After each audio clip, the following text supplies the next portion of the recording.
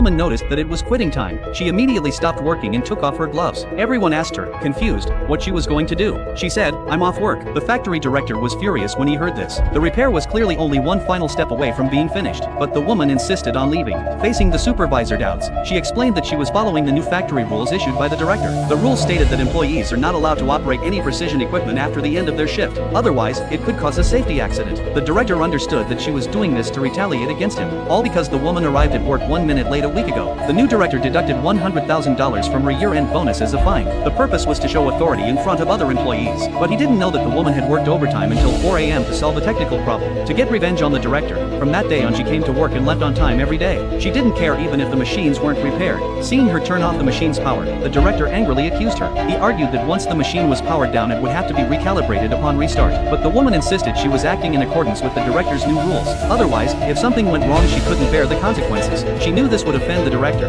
but she wasn't afraid at all, because her technical ability was unrivaled by others. Sure enough, it wasn't long before the factory's defective rate increased by 30%, and the American partner had already learned about the issue. Losing that order would cause the factory to go bankrupt. The director decided that from today on, all employees must voluntarily work overtime to recover the factory's lost production capacity. He then ordered the woman to lead by example and work overtime. The woman agreed without hesitation, but she requested that overtime pay be provided according to China's labor law, that the employer must pay employees overtime compensation. Hearing this, the other employees all agreed, but the director was unwilling. He believed the woman was doing this to retaliate for his docking of her year-end bonus. At this time, the director's nephew stepped forward. He was willing to lead the other employees in working overtime for free. The director praised his nephew's behavior and scolded the woman as selfish and self-interested. The woman paid no attention. As soon as the shift was over she immediately prepared to leave. Suddenly the supervisor stopped her. He said the production line's main rotating shaft was exhibiting periodic shaking. He hoped the woman would stay to repair it. Otherwise the entire production line would be ruined. The woman felt secretly pleased upon hearing this. She deliberately asked whether there would be overtime pay.